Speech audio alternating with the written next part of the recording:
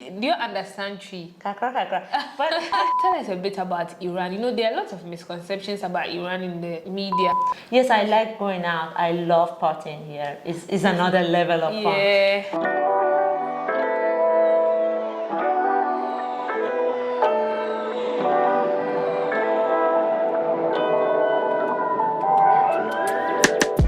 What's up, guys? Welcome back to my channel. In today's episode of Living in Africa, I'm interviewing the beautiful Anahita. Guys, Anahita has been in Ghana for a while now, specifically Accra. She's from Iran, and you know, I'm just going to have a chit chat with her, and she'll talk about and tell us her experiences in Ghana so far. Yeah. Okay. Anahita, how are you? I am very fine. Thank you for having me on your channel. Yeah. So, how long have you been in Accra? I think last month was my Ghana-versary, my third Ghana-versary. Woo-hoo! I've been here for 3 years. Oh wow, yeah. I even forgot to chip this in. She's also a YouTuber, so go check out her channel. I'll put it right here. I know you moved from China before. You were actually in China before you came to Accra, right? How has the transition been? In a way, it helped me because I was able to understand that not everything works the way that I think it works in my country. So that already put me in a better mindset before coming to Ghana. I think if I was coming straight from Iran to Ghana, I would have had issues just to adjust to everything. But because I've already had that experience, it wasn't very difficult to adjust. So have you traveled around Ghana? I mean, we are in Accra now. Have you been to other parts of the country? So when I first came, I was working with a Chinese company. And a part of my job was to travel a lot with the company. Wow. So that gave me free trips around Ghana. And I got to see Tamale, Cape Coast, Volta region, different parts of Volta region. So it was nice. Comparing Accra to some of the other regions, which region would you say, if you had opportunity, you move to instead of Accra? I mean, the greater Accra region. I like Accra because everything is so accessible. Like anything that you wish you can get. Yeah. Though I think the other parts of Ghana are beautiful, but maybe for a shorter stay. But if you want to live long, you will have issues to get access to everything. But I think on your channel I don't really get to know you. Maybe I should ask you to. I'm more of a private person. I mean, I love to travel and all, but if you've been on my channel for a while, you notice that I mostly don't like to talk about myself. I don't know why. Today I'm here to ask her all the questions. It's just me being an introvert, so, and most people don't know this, but the fact that I love to travel doesn't mean I'm like extroverted. I'm very introverted. Oh really? Yeah, I just love. You don't look like that. Yeah, exactly. You hardly see me at certain places. Like maybe if they have shows in Accra, you hardly see me at such places. Oh no, that's not the image I have. I just like the beach. Okay. Like secluded places. Okay. Maybe the place that has like a lake view, a garden view. That's like my kind of vibe. So you don't want to live in Accra if you had the opportunity, not in Accra. Really? Like maybe somewhere in Ebri. Okay. I like the vibe in Ebri or Mampong. I don't know if you've been to Mampong. It's also in the eastern region. Yeah. Tell us a bit about Iran. You know, there are lots of misconceptions about Iran in the media. I have done my research about Iran, so that misconception is already like cleared from my head. The media has portrayed Iran and Iraq to be, and most people even don't know the difference. Oh yes, I think that is sad that a lot of people have the negative idea about Iran. I sometimes think that a lot of people have the same negative ideas about African countries. True, very true. And why is it like that? Like yes, as YouTubers we can make a little change, but we cannot change everything about it. But I really encourage people to travel to Iran, maybe not now, but later when things are more quiet, you can travel. But if I want to say a bit about Iran, I think that Iran as a country is a very beautiful country. Very, very beautiful. It's a country that you can experience 4 seasons in one country. So there's a part that is all like it's colder, that you can experience winter. Wow. Another part that is like desert, like Dubai. Another part that is so green, like so you can experience everything within one visit. And things are relatively cheaper in comparison to Europe or US if you want to travel. And people are really welcoming because there is not much tourism happening in the country. Once we see a tourist, we make sure the person is going to leave, have a good time, with a good experience. And I think, yes, it's so sad that sometimes the political sides overtake the beauty of a country. But I'm not neglecting the fact that there are so many political issues, especially recently going on in Iran. And it's very, very difficult time for us as Iranians. What I'll add to what she's saying is just educate yourself. Don't rely solely on what you see on the internet. Sometimes when you travel and you hear what people say about your country, I'm like, how don't you know where I'm from? Well, that's one of the reasons why I love to travel. I want to know about the country from the people. Yes. Not what someone has written somewhere. I think as a Ghanaian, you understand our situation better because Ghana is also a very beautiful country. Yes. But I think that apart from the diasporans, you find it very difficult for people to choose it as their tourist destination. Exactly. Meanwhile, it's a beautiful country. Like, people just don't know. So Annie, are you currently working in Accra? I used to work with a Chinese company. So not the company that I traveled with. After that, I moved to another company. I was working with them for 2 years, 2 and something. Again, another Chinese company. And then I decided that I don't want to work with like in a corporate situation. It was just not made for me. So I decided to go freelance for the first time in my life. I've always, since 18, I've been working, and I'm now 31. So I've been working all my life for someone. It's the first time that I'm working for myself. And how is it going? It's going well. In Accra? Yeah. At the beginning, it was really difficult. So I quit my job in March, and the day after, we got married. It was a lot of changes, and the first month was very difficult. Because especially as a foreigner, you have to find out what you know or your level of skill can be matched in where you are, and to find your community, to find the clients. It was very difficult, but little by little, I was able to find my own community, I guess. That's good. And guys, she's married to a Ghanaian, by the way. Yes. How is that for you, like marrying outside your culture or outside your It's your interesting country? because people ask us a lot about this kind of stuff. But to me, I feel like at first maybe you know the person is Ghanaian or Iranian or any other country. But after a while, you forget where the person is from. So when someone says, "Oh, how is it to feel to marry someone from another country?" I forget that he's Ghanaian. To me, he's my husband, right? Yeah, it's true. It's very But true. of course, there are many cultural differences, many characteristic differences. But we just make it work in our own way. But of course, I mean, we know each other for too long. Like we've known each other for almost 10 years now. Yes, guys, they have so many videos. Not so many videos. My husband doesn't like to be on my they have a couple of videos. I'll link you right here. Go check it out, and you love it. You love it. And when you say Accra is expensive, I mean it is. No, it's expensive. It's a very expensive place, and I will tell you why. Not that things are expensive. Yes, like everywhere is expensive. It's just that the money you make cannot cover the costs you have. Exactly, like you said it so well. People say expensive is relative, and I agree with it. If you are making a lot of money, you'll be very comfortable in Accra. I mean, you'll be okay. Okay, how much money is good, okay money? Because whatever you make, with the dollar changes, you're going to lose everything. It's true. There is never, to me, a money that you're making that is like you can free. I'm someone who has a lot of like money management apps on her phone, right? So I'm always careful how much spending all my money. And I was recording since I was in China. I was recording how much I spend, how much I make, and how much I've saved. In China, when I was working with a Chinese company here, I was making the same salary that I was making in China. Okay.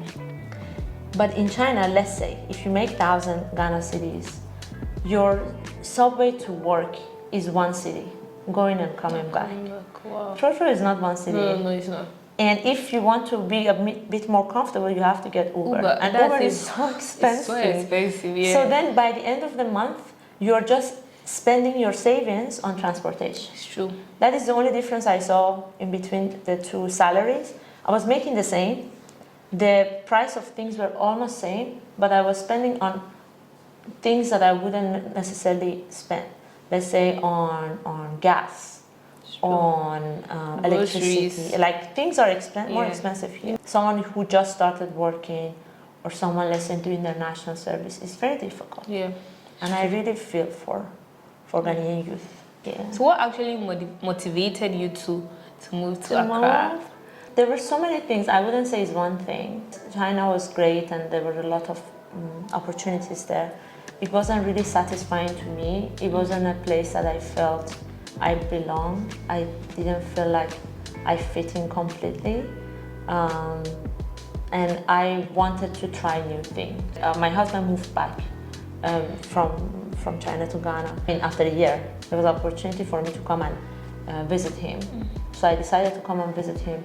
And the ticket was for 2 months, I think. And I never returned with the ticket. Yeah, I liked it. So you just loved it here, yeah, right? I felt like, yes, I mean, in China, one of the reasons was that I looked different from people. Yeah. And I know here I also look different from, but people don't make it a big deal. Yeah. People don't try to use that against you. I'm not saying Chinese were doing, but sometimes maybe that's how I felt. Yeah. Not necessarily what they were doing. So for those reasons, I decided to come and stay. But something I've done since I moved, I've never said that I'm moving here fully.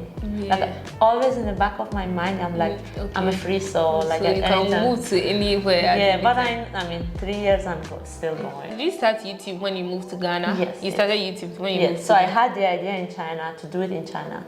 I didn't. Then I felt really bad that I didn't. So the moment I moved, I was like, I have to do it. You have to do it in Ghana. But so far, how has it been?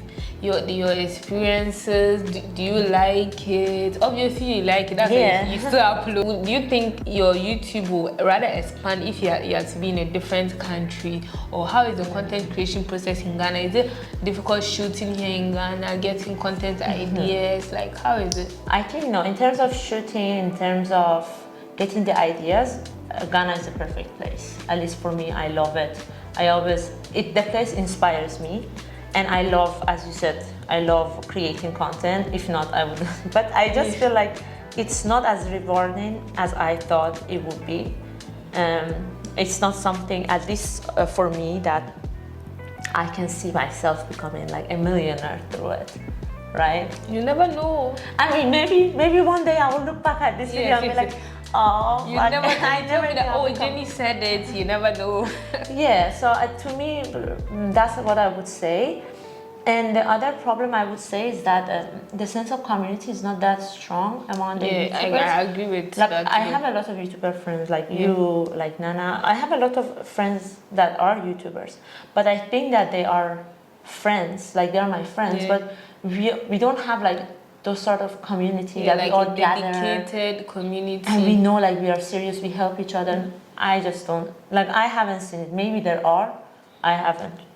I mean, now we are trying to do that with some of the clubhouse meetings that we organize here, but it's just few creators that show up. Maybe in the future we'll have a dedicated community. What are some of your favorite spaces here in Accra? You know, there are so many nice spaces here in Accra, like maybe restaurants. Yeah. And also, have you tried any of the Ghanaian dishes? Obviously. I did. I mean, I was even eating Ghanaian food before I come to Ghana. Oh, wow, that's nice. Yeah, my husband is Ghanaian, so he was making food and his friends were making a lot of food. So which Ghanaian dish is your favorite so far? For now, it keeps changing. For now, it's fufu. For now. With Ghana. I remember it was contomre before. With what? Rice or plantain? No, with plantain. With the, boiled plantain? Yeah, but the ripe one or the unripe one? The sweet one. The sweet one, okay. So it used to be my favorite. Do you understand tree? Kakra. But interestingly, yesterday he was on phone, my husband was on phone with his friend, and I understood everything. Wow. So he was trying to translate to me what the person said. I'm like, yeah, the person said he's not at home and he will come back tomorrow and he will call you when he comes back. And he's like, You understood all of that? I'm like, yes, we moved from Accra, no more Accra. It's like So you understand Accra? Yeah, I think I understand more than I can speak. Yeah. But can you say anything in Tree? Yeah, like yen Ponten. I know those things, but my accent, of course, as you can see, is really off. If someone wanted to ask me what you miss from, let's say, your country or from China or anywhere else, would be spaces. Spaces, right? Because I feel like the only thing we can do is just go out to eat or to a bar or a restaurant. But if you don't like to eat outside. Have you visited any of the art centers? There are lots of art centers popping up in Accra. So this is the problem I have. There is not a place, at least that I know, that you can enjoy a free experience. Oh no. Like, it's not even a bench for free that you can sit. There's nothing free in Accra, honestly. Even there's this is it a botanical garden, the Legon Botanical Garden? You have to pay before you enter. Exactly. So that is something that I miss. I love going to park. I love to walk in free spaces. Yeah, like I just like to sit somewhere and just listen to music or something. And that doesn't exist here. Sure. So yes, I like going out. I love partying here. It's another level of fun. Yeah. But for a while, you know, the Decembers are fun. But what can you do for the rest of the year? Because everywhere you go, you have to. I think the only place that maybe you won't pay is when you go to any art exhibition center. But even with that, you can't stay for long. Exactly. You know, if you maybe want a nice space where you can maybe edit your YouTube videos or maybe read or something. Yeah, you have to pay for a drink. You have to pay for something. Yes. I'm telling you, there's not even free bench for you to sit. If you sit, you have to pay either for the place that the bench is at or some drinks that would maintain the place. So what advice would you give to anyone thinking of moving to Accra or Ghana? Depends where the person comes from. I think foreigners here, they have different experiences. People coming from the diaspora have very different experience that people coming from the Middle East. People coming from the Europe as an expat or as a freelancer. These are all really depending your situation, but I think you shouldn't underestimate the cost of living here because I think that's something I did. I thought, I can afford it. I was even thinking I would travel around Africa. I just need to get to Ghana and then No. Traveling within Africa is more expensive than traveling around like Europe or Yeah, so I think don't underestimate the cost, and then when you get here, it is very easy for you to judge what everyone is doing, and I think sometimes I subconsciously do it, and I am really sad about that, but it's a lot of adjustment that you have to accept that things are not the way you want and are the way that works here, and you're no one to tell what should work here. So tell us some of your culture shocks, like moving to Accra. And one of the biggest cultural shocks for me was that people, I think, smile here more than other places. Like 7 a.m., you see someone going to work. At that moment, I didn't even want to look at myself in the mirror. Like, that's how tired I am. And you see people smiling, like even hawkers, like in the scorching sun, all the hustle that they have to go through, they still manage to put a smile on their face.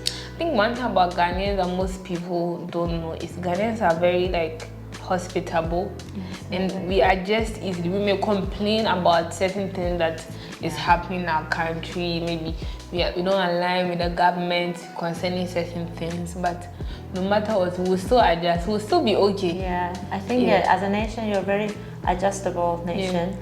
The reason why I say it's cultural shock because sometimes if I don't smile or I don't greet people with a lot of happiness, people would take it as I'm rude. Yes, it's but true. It's just something I'm not used to. I'm not used to greeting people. I'm not used to smiling at people. Like in Iran, you might sometimes walk by people and you're all in your own world. You never even talk. It's true. So that was a difficult and a beautiful thing at the same time. I mean, there are many cultural differences, but it hasn't been something that I couldn't understand. Like there were instances in China that I would face a cultural difference that I didn't understand. How is that okay? But here, I haven't seen something that my logic would not get it.